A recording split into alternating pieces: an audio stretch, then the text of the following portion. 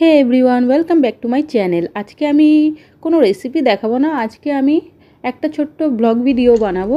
হঠাৎ করে হাজব্যান্ডের ইচ্ছে হলো কোথাও থেকে ঘুরে আসি চলো। নর্মালি এখন একদমই যাওয়া হয় না কোথাও। আগে যেমনি মাঝে মধ্যে এদিকে ওদিক ঘুরে আসা হতো, এখন একদমই কোথাও যাওয়া হয় না বললেই চলে। তো হাজব্যান্ডের হঠাৎ করে মনে হলো যে চলো একটু ঘুরে আসি। সো আমি জিজ্ঞাসা করলাম কোথায় যাবে, বললো চলো না দেখাই যাক কোথায় যাওয়া যায়। সো হালকা ফুলকাভাবে রেডি হয়ে গেলাম, তাড়াহুড়ো করে রেডি হয়ে এবার আমরা বেরিয়ে পড়লাম। খুব খুব দূরে যাইনি, কাছে পিঠে একটা জায়গায় গেছিলাম, সেটা আমরা পরে বলছি আমি কোন জায়গাতে গেছিলাম। সো আমরা বেরিয়ে পড়লাম বুলেটে করে। বিকেলবেলা আমরা যাচ্ছি, ওয়েদারটা খুব সুন্দর ছিল, যেহেতু এখন রোজই বৃষ্টি হচ্ছে।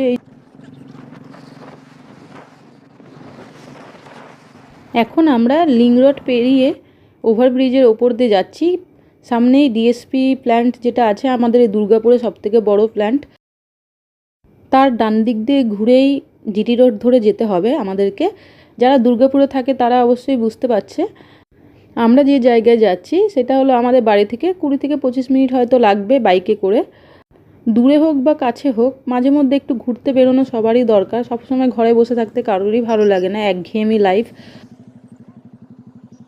এখন আমরা যাচ্ছি জিটি রোডের ওভারব্রিজের ওপর দিয়ে। ওয়েদারটা খুবই সুন্দর ছিল আজকে, কখনো বৃষ্টি হচ্ছে কখনো আবার রোদ উঠছে।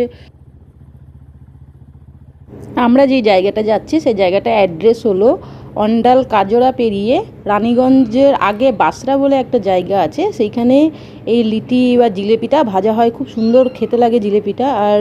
আর এত বড় সাইজ যে 4টে জিলেপি সমান একটা জিলেপি হবে।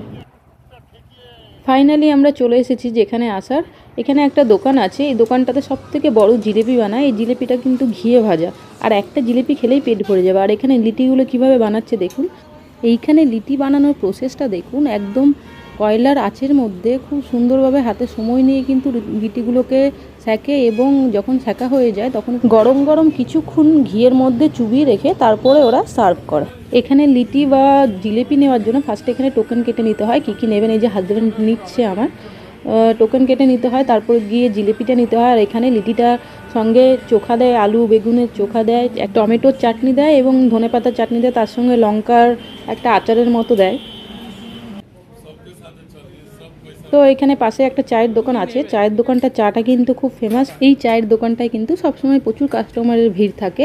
আর আমার হাজব্যান্ড দেখুন চা খাচ্ছে, চা খেতে খুবই ভালোবাসে। আর এখানে আসলে তো চা খাবেই, যতবার চা দেবেন ততবারই চা খাবে, এতটাই চা খেতে ভালোবাসে। এই সেই লিটির দোকানটা যেটা আমি দূর থেকে দেখালাম একটু।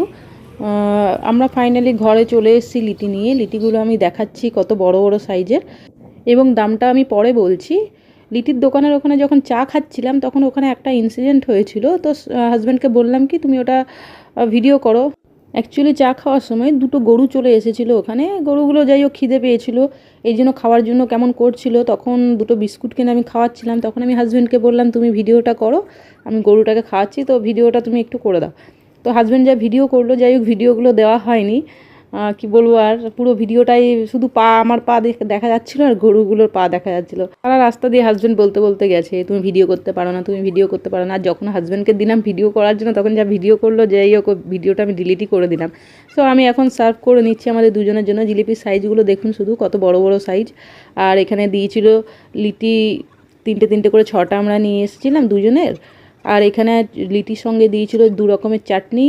এই যে লঙ্কা একটু আচারের মতো লঙ্কাগুলো একটু ফ্রাই করে এর মধ্যে কাসন্দি বা কিছু দিয়ে একটু মাখানো আছে। আর এখানে চোখা দিয়েছিল, আলু বেগুনের চোখাটা খেতে কিন্তু দারুণ ছিল। লিটিগুলোও খুব বড় বড়, ঘিয়ে ভরপুর দেওয়া। কিন্তু এখানে একটা জিনিস আমার খুব খারাপ লাগলো, যে দামটা কিন্তু খুব বেশি আমার মনে হলো। কারণ কি এই লিটিগুলো এক একটা লিটির দাম হলো 30 টাকা করে, জিলিপিগুলো এক এক পিসের দাম 30 টাকা।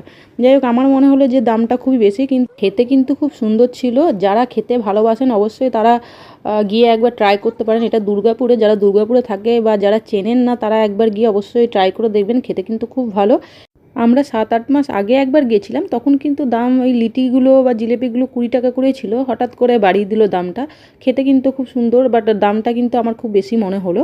খুব ভালো মতো দোকানটা আমি ক্যাপচার করতে পারিনি, তাও আমি অ্যাড্রেসটা বলে দিয়েছিলাম আগে ভিডিওতে কোথায় পাওয়া যাবে। সো যারা দুর্গাপুরে থাকেন তারা একবার গিয়ে অবশ্যই ট্রাই করে দেখুন, খুব ভালো কিন্তু খেতে লিটিগুলো এবং জিলেপিটাও। ভিডিওটা কেমন লাগলো অবশ্যই কমেন্ট করে জানাবেন, ভালো লাগলে একটা লাইক অবশ্যই করবেন। সো ভিডিওটা দেখার জন্য সকলকে ধন্যবাদ। Tata, bye bye and take care.